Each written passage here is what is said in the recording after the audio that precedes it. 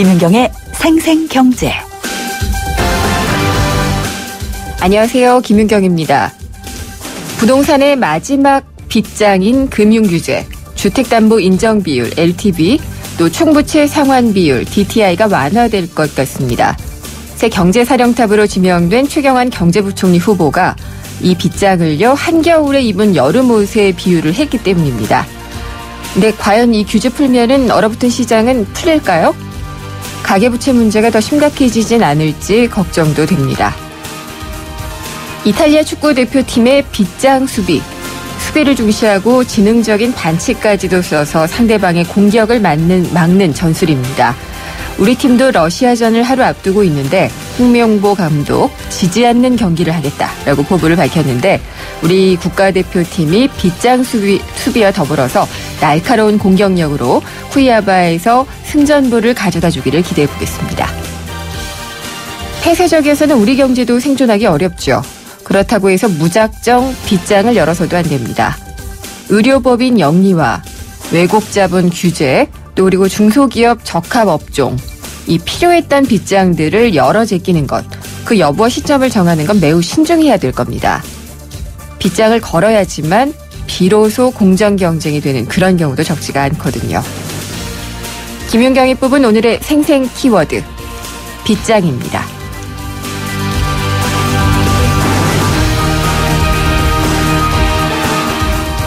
생생경제가 준비한 오늘의 화제의 경제 뉴스입니다. 키덜트 들어보셨나요? 장난감에 열광하는 어른아이를 얘기를 하는 그런 말인데요. 최근에 한 패스트푸드점에 장난감이 포함된 세트가 불티나게 팔려서 화제가 됐습니다. 잠시 후 2부에서는 키덜트들을 겨냥한 마케팅에 대해서 자세히 알아보도록 하겠습니다. 그리고 3부에서는요. 내년에는 더 늘어난다는 복권 발행량.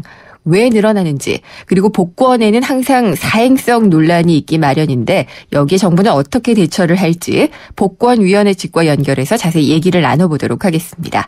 김윤경의 생생경제 1부 시작합니다. 당신을 위해 내가 더 완벽해질게요.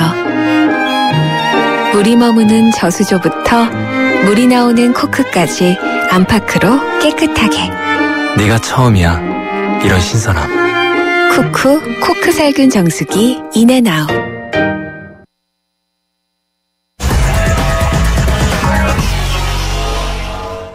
네, 오늘 증시 알아보도록 하겠습니다. 신한금융투자의 곽상준 PB팀장이 연결돼 있습니다. 안녕하십니까? 네, 안녕하십니까. 곽상준입니다. 네, 오늘 시장은 어떻게 끝났나요? 네, 오전장까지만 해도 밀고 당기기가 계속되는 시장이었습니다. 예. 과연 상승할 수 있을까 하는 의혹이 있었는데요. 오후 들어서면서 외국인들의 매수세가 조금씩 들어오기 시작했고 선물도 매도해서 매수로 전환되는 그런 흐름 보여주었습니다. 그리고 또 하나는 원화 환율이 1020원을 회복하면서 상승, 즉 원화 가치 하락이 일부 있어지면서 여기에 따른 수혜 업종들이 크게 올라서 시장 상승을 이끄는 그런 모습을 확인할 수 있었습니다. 네. 오늘 거래소 종합주가 지수는 전일 대비 7.96포인트 0.40% 상승하면서 2000을 회복한 2001.55포인트를 기록 중에 있었는데요. 오늘 원화환율이 1021원 90전까지 환율 상승하면서 자동차 업종과 기계 업종이 큰 폭으로 상승을 했습니다. 현대, 기아, 그리고 현대 모비스 등이 2% 이상의 상승세를 보여주는 모습 보여주었고요. 이 두산 인프라코어 같은 기계 업종은 6.6%나 오르는 모습을 보여주었습니다. 업종별로도 기계 업종이 가장 높은 상승세, 다음으로는 운수 장비 업종과 운수 창고 업종이 높은 상승세를 보여주면서 시장 상승을 이끄는 모습이었습니다. 개인과 외국인이 매수했고 기관은 매도하는 양상 보여주었고요. 코스닥 시장은 거래소와 상관없이 오늘 하루 종일 꾸준히 강한 모습을 보여주었습니다. 한 번도 마이너스 권역으로 떨어지지 않고 상승 출발해서 상승 마감을 했습니다. 전일 대비 1.88포인트 0.35% 상승하면서 537.90포인트로 마감되어졌는데요. 네. 개인들만이 매도했고 기관과 외국인은 매수하는 양상 보여주었습니다. 이렇게 좀 축구 경기가 진행됐으면 좋겠다라는 생각도 좀 들기는 하네요. 네. 네, 꾸준히 잘하는 것도 좋고 또 막판에 오르는 것도 좋고 그런데 글쎄 이게 계속 이어나갈 수 있는 그런 장세냐가 문제가 되겠죠? 네, 그렇죠. 사실은 유럽에서 유로발 소위 양적 완화가 네. 있었지 않습니까? 그런 양적 완화 이후에 호재가 떴으니 이제 시장이 올라갈 것이다라고 예상을 했는데 하루 이틀 올라가더니만 다시 주저앉았죠. 결국 지금 현재 주식시장은 2,000선을 내외로 한 박스권이 당분간 계속될 것이다라고 보는 게 가장 타당한 전망이 아니겠느냐 이렇게 보여지는데요. 일단 조금씩 회복이 되는 것 같이 보입니다만 국내 기업들의 실적은 그렇게 눈에 띄는 개선세를 보여주지 못하고 있고 수급에 의존하고 있었는데 수급에 강력한 모습을 보여주었던 외국인들이 2,000선 넘어서 오고 나서부터는 그렇게 강한 모습을 보여주지 못하고 있습니다. 그렇기 때문에 시장이 방향성을 그렇게 내놓지는 못하고 있는데요. 최근에 중국에서 이제 일부 중소형 은행들에 대한 지준율을 좀 인하하는 흐름들이 좀 나타났습니다. 그러면서 2,000선 초반까지 떨어졌던 상하이 증시가 2,000선 중반 이상까지 올라왔는데요. 만약 중국 시세가 아주 호쾌하게 잘 올라주고 이런다면 한국 시장도 같이 올라줄 수 있겠습니다만 그렇지 않을 경우에는 좀 답답합니다만 계속해서 2,000선 내외의 상황에서 크게 변동성을 가지지 않고 움직이지 않겠느냐 이렇게 예상해보고 있습니다. 네, 오늘하고 내일까지 걸쳐서 미국의 통화정책회의가 열리잖아요. 네, 그렇죠. 네. 요거는 특별하게 다른 게 예상되지는 않은 것 같은데 박 팀장님은 어떻게 보시나요? 원래는 이번에 사실은 FOMC 회의 앞두고 조금 무료를 해야 되지 않을까 하는 생각을 했습니다. 왜냐하면 미국의 물가지수죠. 최근에 이제 집계된 물가지수가 2% 정도 수준까지 나오고 있거든요. CPI 기준으로요? 소비자 네네. 물가? 예. 네. 근데 이제 앨런 의장이 했던 얘기가 뭐냐면 네. 죄송합니다. 네네. 실업률은 포기하더라도 물가 상승률을 보면서 금리를 올리겠다고 얘기를 했거든요. 그랬었죠. 그러면 이제 물가 상승률이 2%가 왔다면 이제 금리를 올려야 되는 상황인데 금리를 올려야 되는 상황이면 자금이 쫙 빠져나갈 수가 있겠죠. 네. 그런 우려감이 있었습니다만 이 앞전에 이벤트가 하나 있었죠. 바로 유럽 중앙은행의 이벤트였는데요. 거기서는 금리를 낮추는 그리고 또 돈을 푸는 그런 정책을 했습니다. 그러니까 그 정책 이후에 어떤 일이 벌어졌냐면 달러 대비 유로화가 약세, 그러니까 유로화 대비 달러는 강세 흐름으로 가는 그런 모습을 보여주었습니다. 그러니까 이렇게 되면은 금리가 조금 올랐다고 매파적으로 공격적으로 금리를 인상시키고 긴축시키는 그런 정책하기가 굉장히 미국에서는 어려울 것 같습니다. 그래서 이번에도 말로는 여러 가지 이야기를 하겠습니다만 원래 예상하는 정도 수준인 50억 달러 정도의 양적 완화되는 것을 줄이는 테이퍼링이 진행될 것 같고 예상을 하고요. 100억 정도로 예상하지 않나요? 네, 50억에서 100억 정도 생각을 하고 있습니다. 50억에서 100억 달러 정도. 네네네. 예, 그래서 그런 정도 수준 될 것 같고 추가적으로 시장을 크게 흔들 만한 그런 요인들은 나타나지 않을 것 같다 예상합니다. 만약에 나타날 거면 오늘 내일 중으로 외국인들의 매매가 좀 흔들렸어야 될 가능성이 높거든요. 그런데 그런 흐름이 잡히지 않는 걸로 봐서는 이번 FOMC도 그냥 예전과 동일한 수준으로 시장에 큰 타격을 안 주면서 넘어갈 확률이 더 높은 것 같다 이렇게 보고 있습니다. 알겠습니다. 오늘 말씀 잘 들었습니다. 감사합니다. 네, 고맙습니다. 신한금융투자의 곽상준 PB팀장이었습니다.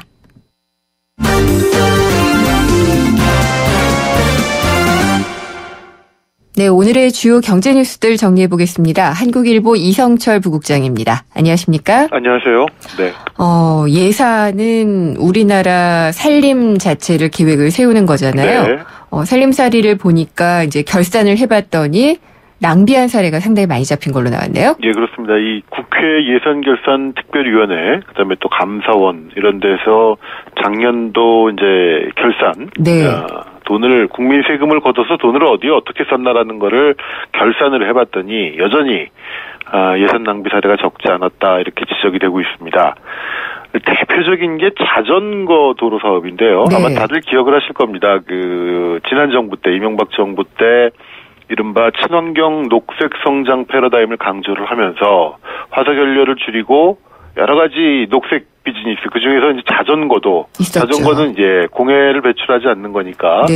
자전거를 활성화시키겠다 그래가지고, 전국을 4통팔달로 다 자전거 도로로 연결하겠다라는 그런 계획을 발표를 했었습니다. 그래서 이 정부가 총 사업비 8천억 원 정도를 들어가지고 2019년까지 전국을 연결하는 자전거 도로망을 구축하겠다라고 발표를 했었는데요. 네. 이미 지금 14개 구간 정도가 구축이 됐는데 거기에 지금 오가는 자전거 교통량을 표본 조사를 해보니까 14개 구간 가운데 10개 구간에서 자전거 교통량이 시간당 10대 이하였다고 합니다. 거의 안 다닌다는 얘기죠. 네. 예. 한 시간에 자전거 10대가 지나간다는 거죠. 그리고 2개 구간 같은 경우는 시간당 자전거 교통량이 0.5대에서 1대, 1시간에 1대 내지는 2시간에 1대의 자전거가 지나가고 있었답니다. 네. 물론 앞으로 자전거 수요가 더 늘고 활성화될 가능성은 있지만 어쨌든 자전거 1대, 2대 지나가는 거를 위해서 몇백억씩 들여가지고 자전거 저정도를 깔아놓는다는 거는 이거는 전형적인 잘못된 자원의 낭비고 배분이고 쉽게 말하면 국민 세금을 낭비한 거나 다름이 없겠죠. 네. 근데 아직도 이 사업은 지금 일단은 살아있는 사업입니다. 그래서 중앙정부에서 추진을 했던 거죠? 그렇죠. 정부가 지자체에서도 일부 돈을 대고 했습니다는 8천억짜리 프로젝트인데 물론 이 돈이 다 집행된 건 아닙니다만 굉장히 비효율적인 사업이라고 보지 않을 수가 없겠고 예. 또 군에서 불량탄이라든가 이제 불발탄들이 있지 않습니까? 네. 이거를 이제 처리하는 시설을 한 곳당 한 50억을 들여가지고 총 9곳을 설치하기로 했는데요. 실제 봤더니 이 월 평균 처리해야 되는 불량탄이나 불발탄이 이 용량이 훨씬 미치지 못했다고 합니다. 그러니까 폭발물 처리 시설은 7개만 둬도 충분한데 9곳을 설치하는 그런 계획이 추진이 됐다는 거죠. 이게 한 곳당 50억이니까 여기서만도 한 100억 정도의 예산 낭비가 발생을 한 겁니다. 근데 이 불량탄이나 불발탄이 그렇게 좀 많이 나오는 건가요? 저는 군 쪽은 잘 몰라서. 그러니까 있으니까 이거는 어차피 그냥 둘 수는 없으니까요. 네. 처리를 하긴 해야 되는데 9곳씩 설치해야 될 필요는 없다는 것이죠. 네. 7곳만 있어도 충분하다. 규모였는데. 네. 그런 게 있는가 하면은 사실은 중복 예산도 굉장히 많다고 합니다. 예컨대 강원도 인제에 가면은 용늪이라고 굉장히 그야말로 천연의 자연이 가지고 있는 이런 늪지가 있습니다. 여기를 이제 자연생태학교로 정비하는 그런 사업이 있었는데 문화관광부가 20억 원을 지원하기로 했고 같은 사업이죠 사실상. 근데 평화생태마을 조성사업이라는 똑같은 용늪에서 그런 이름으로 또 20억 원이 할당이 됐었다고 합니다. 그래서 이거 결국 취소를 했는데 어쨌든 이런 것들이 발견되지 않았으면은 똑같은 사업인데 이름만 바꾼 형태로 2중 3중으로 지원될 가능성이 충분히 있다는 것이죠.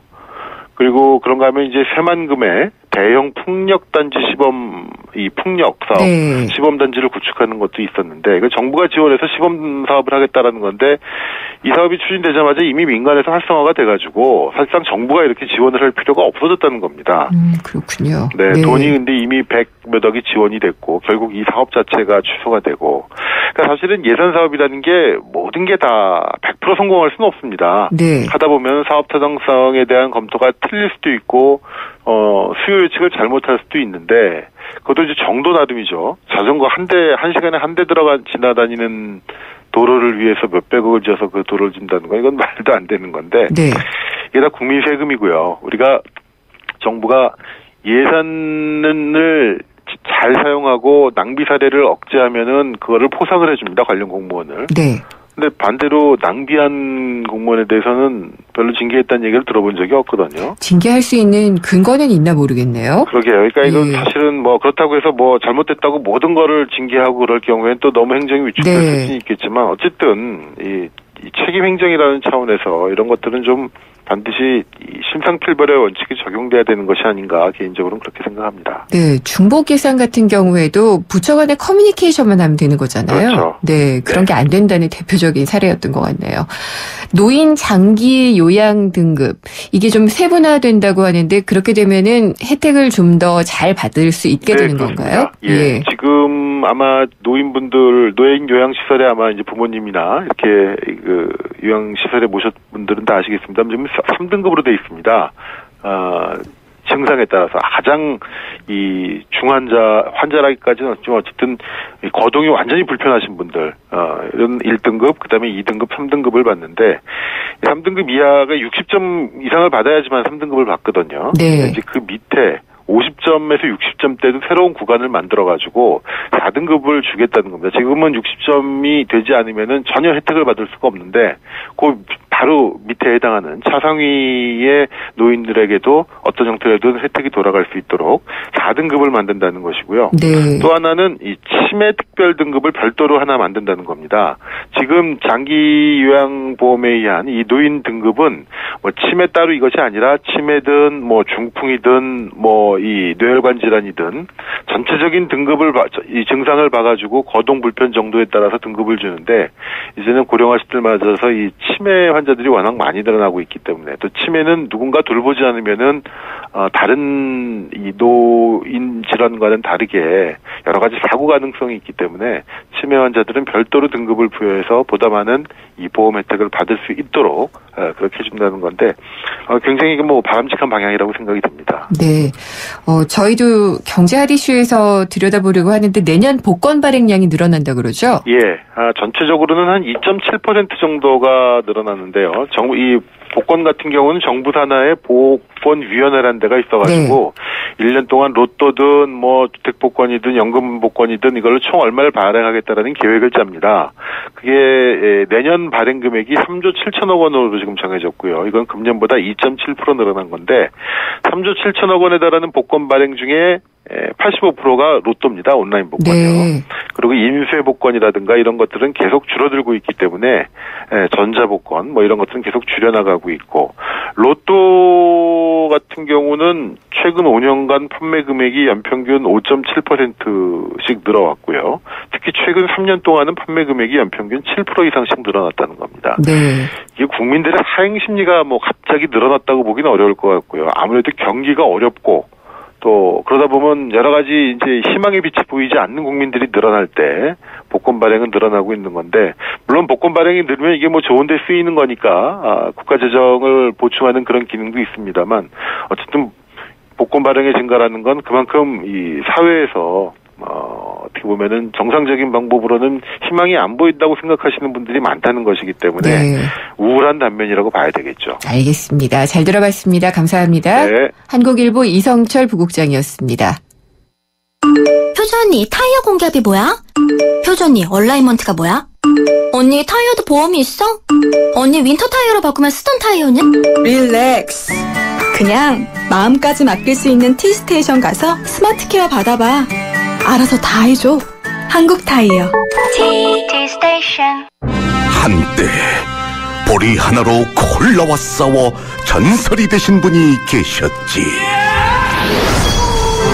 국내 최초 보리 탄산음료로 콜라의 아성을 흔들었던 맥콜.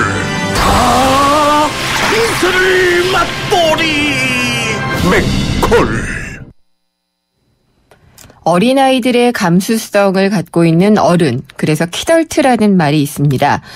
최근에 한 패스트푸드점에서 어린이들을 위해서 장난감을 포함한 세트를 출시를 했는데 여기에 키덜트들이 몰려가지고요. 며칠 만에 매진이 됐다고 합니다. 밤에 아주 자정의 패스트푸드점 앞에서 굉장히 장사진을 이루는 그런 기현상도 벌어졌다고 하는데, 키덜트 열풍 어떻게 봐야 될지 2부에서 자세히 알아보도록 하겠습니다. 잠시 후에 뵙겠습니다. 안녕하세요. 도박 중독 예방을 위해서 노력하는 개그맨 황기순입니다. 저는 요즘 도박 중독을 예방하기 위해 강연을 다니는데요. 지금도 우리 주위에는 많은 사람들이 도박 문제로 고통을 받고 있습니다.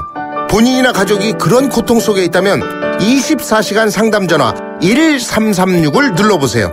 전문가들로부터 도움을 받는 희망의 빛 상담 전화입니다. 도박 문제 전문가와 상담하세요. 국번 없이 1336. 예방부터 치유까지 24시간 상담으로 도움을 드립니다. 이 캠페인은 사행산업통합감독위원회와 한국도박문제관리센터가 함께합니다. YTN Hops English Debating Championship. YTN이 주최하고 YTN 라디오가 후원하는 2014 청소년 영어토론 대회가 오는 7월과 8월 개최됩니다. YTN과 함께하는 꿈과 열정의 무대, 청소년 여러분의 많은 참가 바랍니다. 20년차 경제 전문 기자 김인경 기자가 전하는 알기 쉬운 경제 이야기. 김인경의 생생경제.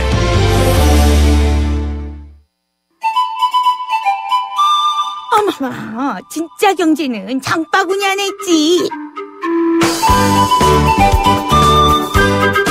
발로 뛰는 생생경제가 찾은 구석구석 경제 현장. 장바구니 생생경제. 주차가로 플러스 가자점에서 안내 말씀드리겠습니다. 이거는 가격이요? 네. 가격은 이거는 10,000원이고요. 유소화한테도 이제 안전하게 쓸 수 있는 제품. 이거는 뿌리는 거고요. 저는 그다지 비싸다고 생각은 안 들고요. 저희도 지금 4강 모기장을 여기서 구입했는데 적절한 것 같아. 계속 쓸 수 있는 거니까 필요해요. 애들이 모기 소리 때문에 잠을 못 자니까 애기가 그 웽웽거리는 게 굉장히 싫어하더라고요. 잘 때 물릴 때 잠을 못 자잖아요. 모기장을 하고 자면은 아침까지 편안히 자는 것 같아요. 여름철이라서 아무래도 모기 퇴치제라든지 이제 팔찌 종류라든지 이런 기피제 같은 경우는 더 많이 팔리고는 있습니다. 모기 퇴치하는 데는 모기장은 효과가 있는 것 같고요. 모기약은 효과가 거의 없는 것 같아요. 모기장을 이제 사용하려고요. 시원하고 못 들어오게 막는 데 많이 도움이 되는 것 같아요. 가격은 비싸다고 생각을 하고요. 어떻게 보면은 원가가 얼마 안 될 것 같은데 2만 원대니까 조금 그렇죠. 장바구니 생생경제, 우리 생활 속의 경제 현장을 다녀오는 시간인데요. 모기 벌써부터 나타났죠. 그래서 여름밤에 모기와 싸우기 위해서 모기약이라든지 또 모기장을 찾는 그런 대형 마트에서 그런 분들을 김미란 리포터가 만나서 얘기를 들어왔습니다. 근데 모기한테 제가 굉장히 인기가 많아요. 그래서 올해도 어김없이 물렸는데 모기약을 당연히 빨리 사려고 봤더니 가격이 많이 올랐더라고요. 그래서 10% 정도 오른 것도 있고 그렇던데 모기약 가격 이거 계속 올라야지 되는 건지 사실 이 원재료 가격 상승이라고 얘기하는데 원재료가 뭔지 한번 좀 따져봐야겠다 이런 생각도 좀 들었습니다. 세상의 베이스가 되다 포스코 협찬으로 김윤경의 생생경제 2부 시작하겠습니다. 참여 방법 알려드릴게요. YTN 라디오의 애플리케이션 예스가 있고요. 짧은 문자는 50원, 긴 문자는 100원이 부과되는 휴대전화 우물정의 0945번. 트위터는 YTN_이코노미고요. 웹사이트로도 들어오셔도 됩니다. 청취자 여러분의 많은 의견 기다리겠습니다. 차 안에서 먹고 또 먹어도 사람들이 타고 또 타도 페브리즈 차량용이 있으니 냄새 걱정이 없어요. 상쾌한 드라이브 페브리즈 차량용과 함께 페브리즈 차량용. 허규현 위원님은 LTE 데이트도 많이 쓰시겠어요? 한국, 미국, 일본 경기까지 하루에 10시간 이상 넘게 보죠. 그럼 요금이 이게 그건 걱정 없어요. 데이터 요금 걱정 없는 LTE8 무한대 요금제. 요금제도 역시 U+. Follow me, U+. LTE8. 자세한 사항은 홈페이지 참조. 들어갑니다. 골프존 마켓 2014 골프 대전. 선착순 타임세일에 2월 상품은 369만원 균일가로 롯데카드 50만원 이상 결제 시 최대 7만원 추가 할인까지. 부담없이 골프용품 장만할 찬스예요. 6월 13일부터 30일까지 자세한 내용은 매장에 문의. 골프존 마켓. 내비 따라서 가는데 왜 이렇게 막히는 거야? 답답해하지 말고 실시간 교통정보가 반영되는 올레 내비하세요. 그래, 올레 내비로 바꾸니까 막힘없이 쭉. 올레 내비 지금 통신사 관계없이 무료로 다운받으세요. 올레. 김인경의 생생경제. 패스트푸드점에 햄버거를 사러 가는 건지 아니면 장난감을 사러 가는 건지 모르겠다. 이런 말이 요즘 나오고 있죠. 한 패스트푸드 업체에서 어린이용 세트에 포함되는 장난감으로 게임 캐릭터 정말 많이들 알고 있죠. 슈퍼마리오 시리즈를 내놨습니다. 며칠 만에 동이 났다고 하는데요. 그리고 어제 2차 물량이 풀렸는데 서울을 비롯해서 여러 지역에서 하루 만에 다 품절이 됐다고 합니다. 장난감에 열광하는 이런 어른들을 키덜트라고 부르고 있어요. 근데 키덜트들이 소비하는 그런 시장도 상당하다 이런 얘기가 좀 나오고 있거든요. 명과 암이 다 있을 것 같은데 일단 키덜트 한 분을 먼저 모시기로 저희가 연결이 되어 있고요. 엘사 보통 블럭 장난감의 대명사로 불리는 그런 곳이죠. 그 장난감을 취미로 모으고 있는 키덜트족 김재현 씨가 연결이 돼 있고요.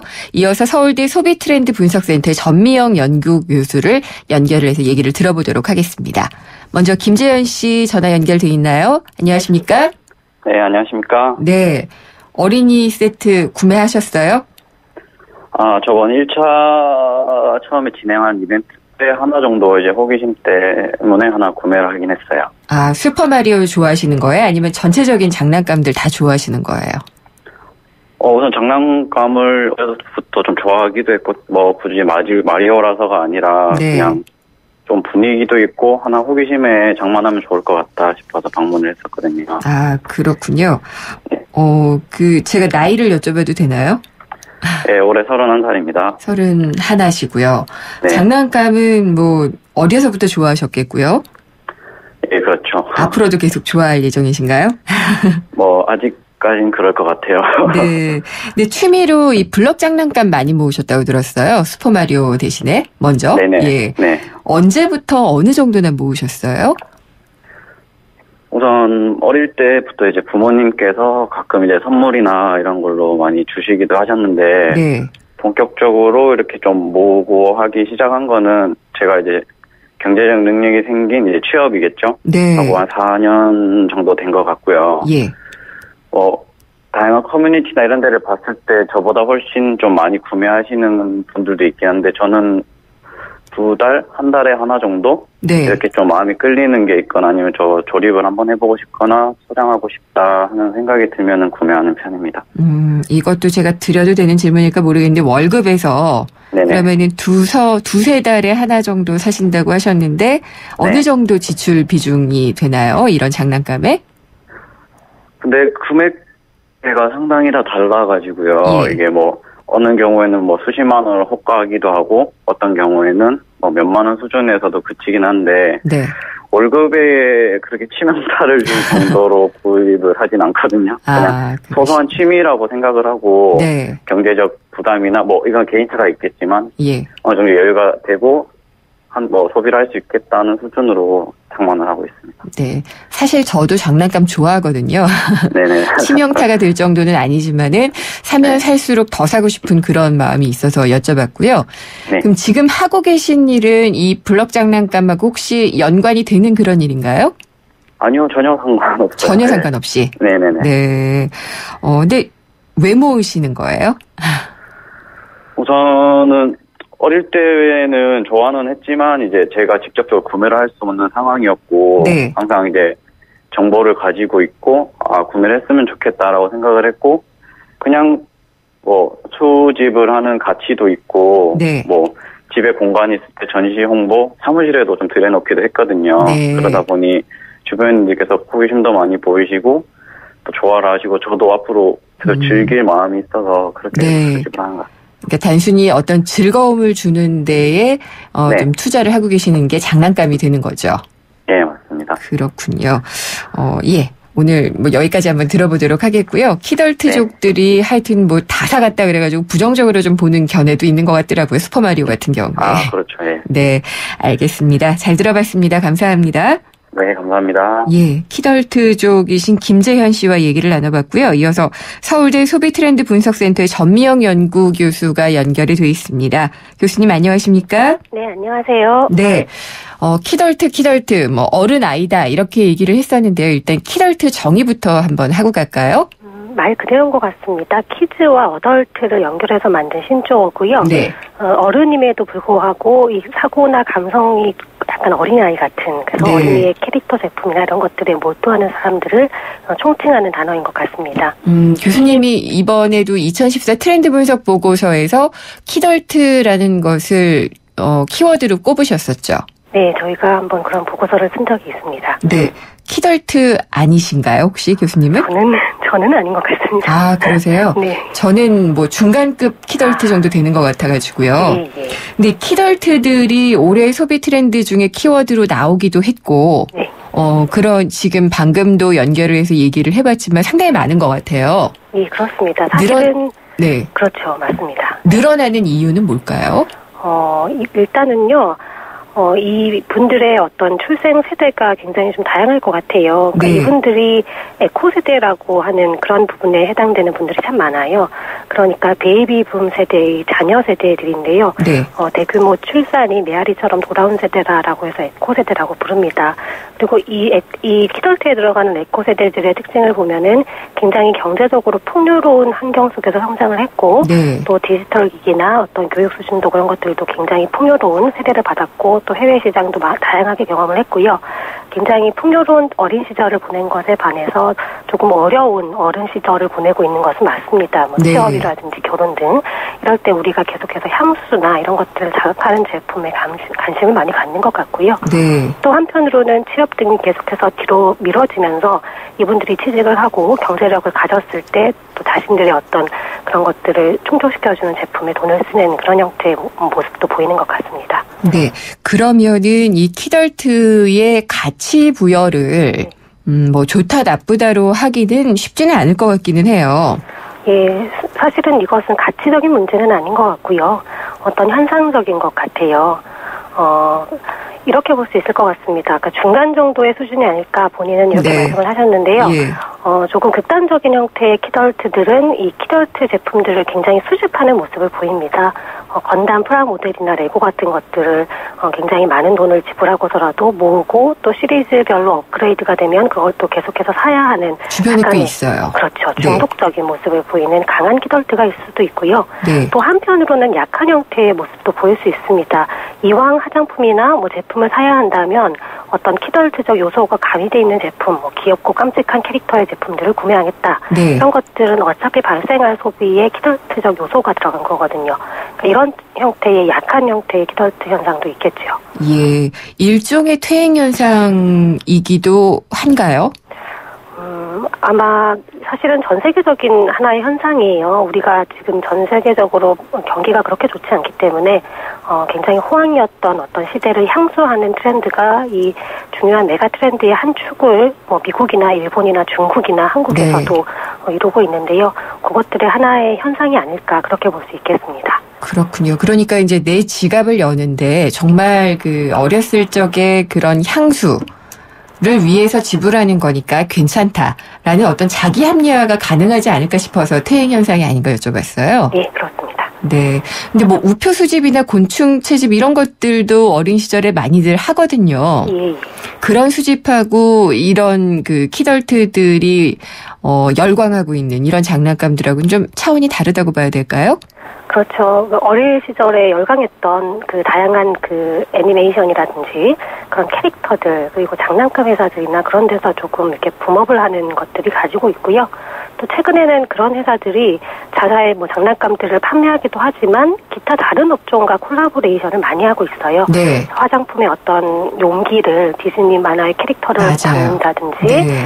운동화를 할 때 어떤 그 애니메이션 회사, 미국의 유명한 애니메이션 회사와 콜라보를 한다든지 그런 형태로 계속해서 시장을 조금 성장시키고 있는 모습이 있고요.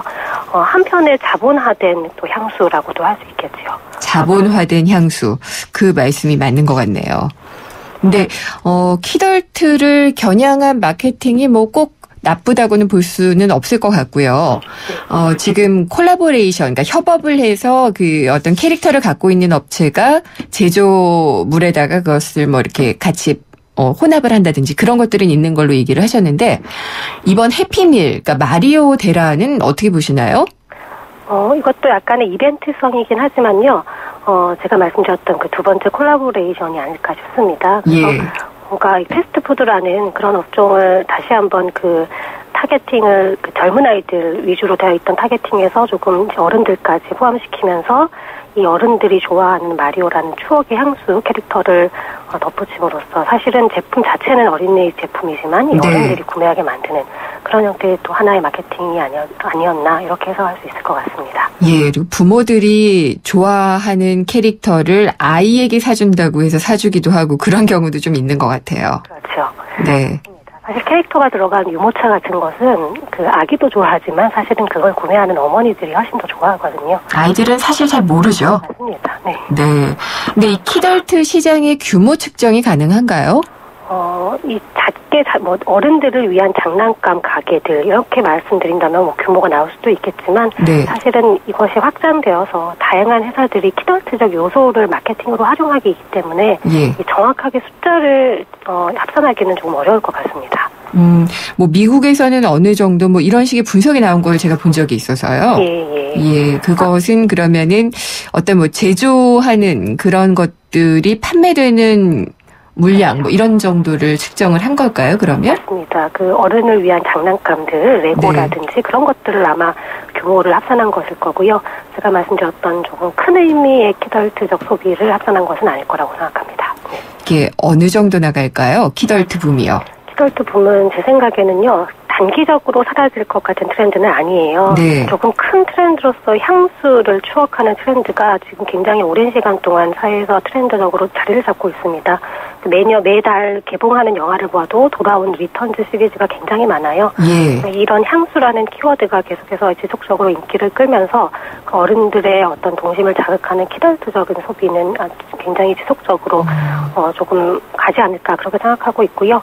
또 국내에서도 이런 어른들의 지갑을 열기 위해서 어른들 위한 어린이용 장난감 가게들을 계속해서 만들고 있습니다. 네. 국내 대형 백화점에서는 거의 800평 정도의 규모의 정말 키덜트적인 제품만 모아놓고 판매하는 어른을 위한 장난감 가게를 개장하기도 했어요. 예. 이렇게 공격적으로 기업에서 투자를 한다는 것은 이 시장이 당분간은 지속될 것이다. 이렇게 말씀드릴 수 있겠습니다. 구매력이 있는 사람들을 자극을 해야지 많이 팔릴 테니까요. 네, 그렇습니다. 지금 말씀하신 중에 저도 번쩍 뜨인 게 영화도 리턴즈 해서 예전 것을 다시 만드는, 그러니까 예전 캐릭터를 이용한 향수 마케팅을 하는 것도 어떻게 보면은 키덜트 마케팅으로 볼 수도 있겠군요. 그렇죠.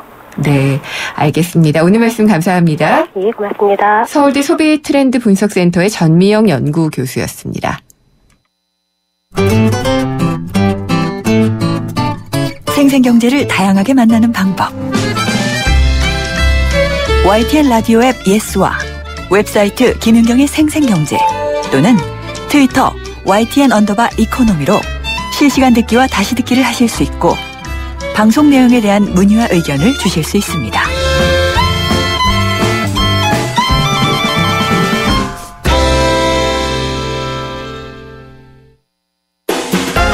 창업, 도전에서 실전까지 좋다.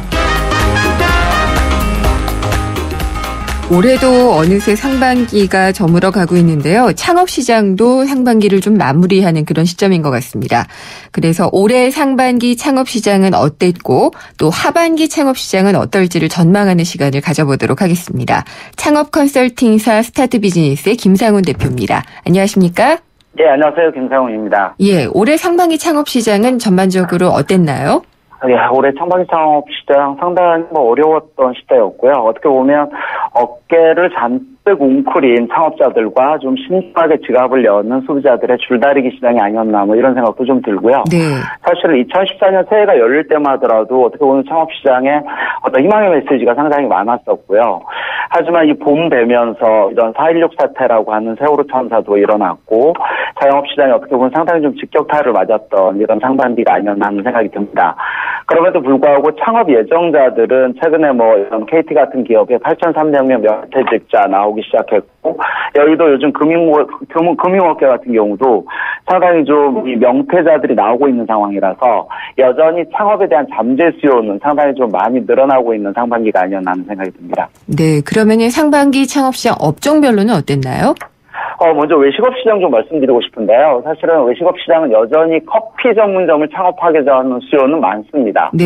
하지만 최근에 시장의 지표로 본다면 커피 전문점의 수적으로는 좀 줄어들고 있는, 다시 말해서 문 닫는 커피점이 좀 늘고 있는 추세다. 이런 생각이 들고요.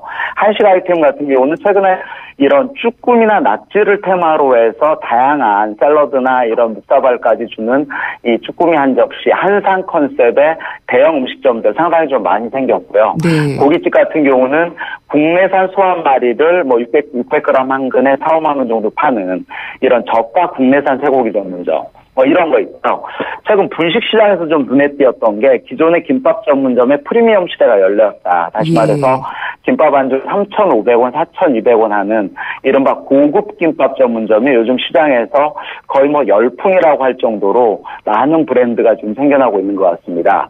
특히 지금 여름철을 맞이해서 주류시장 같은 경우도 스몰비어 시장, 사실은 좀 과열이라고 할 정도로 브랜드가 많이 생기고 있고요. 네. 요즘 창업박람회 같은데 이런 데 보면 스몰비어 브랜드가 가장 많이 나오고 있어서 아마 지금 올해 하반기부터 스몰비어 시장은 조정기에 들어갈 수 있겠다, 뭐 이런 생각도 좀 듭니다. 네, 이제는 좀 어떤 구조조정이 자연적으로 이루어질 수 있는 그런 시점이 될 수도 있다는 그런 지적이시네요. 예. 네, 근데 외식업 시장은 이렇게 좀 봤고요. 판매업이나 서비스업 창업 시장은 어땠나요? 판매업 시장, 사실은 뭐, 어느 정도 좀 깨끗한 창업, 그러면 누구나 판매업을 생각해 볼 수 있습니다만, 요즘 판매업 하시는 분들은 늘 쇼핑몰과 함께 온오프라인을 어떻게 가져갈까, 뭐 이런 거 고민이었습니다만, 그렇죠. 최근 상권에서는 판매업 중에서 예를 들어서 캔들샵 시장에서 좀 많이 나오고 있었습니다. 양초요? 그렇습니다. 네. 향초, 양초 전문점이었고요. 이게 사실은 주로 온라인 시장이나 아니면 대형 할인마트나 이런 데서는 많이 생길 수 있는데, 로드샵 매장까지 많이 생기는 게 상당히 좀, 이거 상당히 이채롭다. 좀 이렇게 지켜보고 있는 아이템 중에 하나고요. 그 외에 수입과자 전문점 상당히 많이 생겼고요. 저가 아이스크림이라든지 아니면 의류 쪽으로는 셔츠, 타이, 신발, 보세, 의류 뭐 이런 건 꾸준한 것 같습니다. 서비스업 같은 경우도 어떻게 보면 요즘 교육 사업으로 뭐 자기주도형 영어학원이나 뭐 미술 치유 학원, 아니면 또 건강, 뭐 뷰티 이런 컨셉의 뭐 30분 순환운동샵이라든지 두피관리샵 이런 쪽도 어떤 시장의 틈새를 비집고 여전히 상반기에 좀 이렇게 눈에 띄는 이런 아이템이 아니었나 하는 생각이 듭니다. 네, 그렇다면 상반기에는 이런 창업 시장이 하반기에는 좀 바뀔까요? 뭐 그대로 지속이 될까요? 지금 이 분위기가 한꺼번에 이렇게 반등되리라고는 좀 보지 않는데요. 네. 아마 지금 월드컵과 함께 휴가철, 그리고 이제 여름 더위가 어느 정도 좀 식기 시작하는 8월 중순부터는 아마 하반기 창업 시장이 본격적으로 좀 움직임이 포착되지 않을까라는 생각도 들기도 합니다. 창업자들 입장에서는 이 여름 시기가 어떻게 보면 창업을 준비하는 가장 좋은 시기가 아닌가 하는 생각도 들고요. 무엇보다도 투자 금액 같은 경우는 1억 원 내외의 아이템들이 하반기에도 상당히 좀 강세를 띨 것이라는 생각이 들고요. 상권으로 본다면 이런 젊은 층들이 많이 이렇게 밀집하는 이런 홍대 상권이라든지 강남의 가로수길, 뭐 대학로 건대 같은 이런 신세대 상권이 전체적인 시장을 아마 주도할 가능성은 여전히 크다고 보고요. 프랜차이즈 업계 같은 경우는 상반기에 아마 실적이 그다지 좋지 않기 때문에 하반기에 이런 실적 반등을 노리는 다양한 브랜드들이 좀 많이 나오지 않을까 이런 생각이 듭니다. 네. 그러면은 하반기 창업을 해야겠다라는 그런 창업 예정자 입장에서 본다면은요, 무엇을 어떻게 준비를 하는 것이 좋을까요? 저는 늘 제가 말씀드린 얘기입니다만 창업 준비 기간을 충분히 가집시다. 이렇게 말씀드리고 싶고요. 그러기 위해서는 먼저 좀 이 창업 비즈니스 모델의 핵심 가치를 시간이 걸리더라도 많은 시간을 투자해서라도 내가 직접 갖는 방법, 이를테면 좀 창업 체험 프로그램을 좀 활발히 갖는 하반기가 됐으면 좋겠다 이런 생각도 들고요. 네. 동시에 시장에 나가면서 최소한 30년까지는 아니더라도 10년 이상의 업을 유지하고 있는 이런 가게 찾기 열심히 하면서 그 사장님들이 어떻게 사업하고 있었는지, 그분들의 사업 인생이 어떻게 지금까지 이루어지고 있는지도 좀 열심히 공부하면서 좀 빠르게 창업하는 것보다는 오히려 슬로우 이런 좀 느리게 창업하는 이런 시장 분위기로 간다면 아마 원하는 이런 미래가치와 연결될 수 있는 이런 창업 프로그램이 되지 않을까라는 생각도 듭니다. 네, 그러면은 하반기에 바로 문을 열라고 했던 그런 계획이 있었다고 하더라도 준비가 덜 된 것 같으면 조금 더 찾아보고 취재하고 알아보고 해야지 되는 그런 말씀이시네요? 예, 그렇죠. 특히 하반기 같은 경우는 다양한 교육 프로그램도 상당히 많이 요즘 나오고 있습니다. 뭐 이런 이 수성공인 이런 지능공단에서 하고 있는 이런 프로그램도 있고요. 각 지자체별로 지금 하반기에 창업 스쿨이 계속 지금 개강을 앞두고 있기 때문에 그런 창업 스쿨도 열심히 다니면서 오히려 내가 하고자 하는 아이템이 포착됐다고 해서 바로 감으로 바로 실행을 하는 것보다는 해당 아이템에 대한 충분한 검증 기간, 그리고 투자 대비 수익성에 대한 확실한 검증 단계를 마친 다음에 액션을 취하는 이런 좀 지혜가 필요하지 않을까라는 생각도 듭니다. 네, 그런 이 창업 프로그램 같은 것들은 어디서 찾아볼 수 있어요? 최근에 창업 프로그램이나 창업 정보 같은 경우는 이를테면 창업 박람회를 이렇게 찾아다니는 이런 분들도 많이 있고요. 최근에는 또 일본이나 중국 같은, 특히 일본 같은 경우는 비즈니스 투어를 떠나는 사람들도 상당히 많이 있는 것 같습니다. 그래서 저는 이런 어떤 박람회를 다니면서 창업 아이템을 찾는 것도 중요합니다만 오히려 저는 역시 상권 여행을 다니는 게 가장 중요하다. 예. 그래서 우리 동네 상권부터 시작해서 요즘 좀 뜨겁다고 하는 상권들 열심히 다니면서 1층 가게는 2층 가게는 그리고 10평, 20평 큰 가게는 그리고 업종별로 얼마 투자해서 어느 정도 성과를 이루고 있는지에 대한 정확한 투자 대비 수익성들을 하나하나 공개해 나간다면 나에게 맞는 어떤 나의 조건에 맞는 이런 아이템이 확산되지 않을까라는 생각도 듭니다. 네, 말씀 잘 들었습니다. 감사합니다. 네, 감사합니다. 스타트 비즈니스의 김상훈 대표였습니다. 더 스펙타클하게 돌아왔다. 쉐보레 러브 패밀리 페스티벌. 쉐보레 전시장에서 이벤트 참여 시 선착순 8,000장의 트랜스포머4 영화 티켓을, 쉐보레 구매 시 스파크 최대 3년 무이자 할부, 말리부, 캡티바, 올란도 최대 3년 1.9% 할부. 홈페이지 또는 전시장 방문 6월 30일까지. Chevrolet, find new roads. 여러분, 잘생겼다는 말 지금까지 몇 번이나 들으셨어요? 아니, 얼굴 말고요. 우리 모두 이 세상에 잘생겨났잖아요. 서로 잘생겼다 칭찬해 주자고요. 잘생겼다 LDA SK텔레콤. G3를 가장 멋지게 꾸미는 법. 그냥 둬. 버튼 없는 바디에 메탈릭 스킨. 꾸미지 않아도 멋진 디자인. 심플, 그 새로운 스마트. LG G3. 3385님이 보내주셨네요. 히어로빠, 카스라이트 모델이잖아요. 카스라이트 한 박스만 보내주세요. 뿌잉뿌잉. 자, 노래 띄워드립니다. 안 돼, 다 내 거야. 칼로리를 33% 내린 맛있는 맥주 카스라이트. 차차, 바빠. 도일아, 왜 그렇게 바쁘니? 저 좋은 기름 구도일이 좋은 엔진오일까지 만들었거든요. 엔진 오일의 놀라운 능력 7초면 느낄 수 있어요. 부릉부릉. 차세대 100% 합성 엔진 오일 S-오일 7 탄생. 엔진을 끼우는 힘 S-오일 7. 내년에 복권 발행이 늘어난다고 합니다. 잠시 후 3부에서 자세히 알아보도록 하겠습니다. 4시 뉴스 듣고 돌아오겠습니다.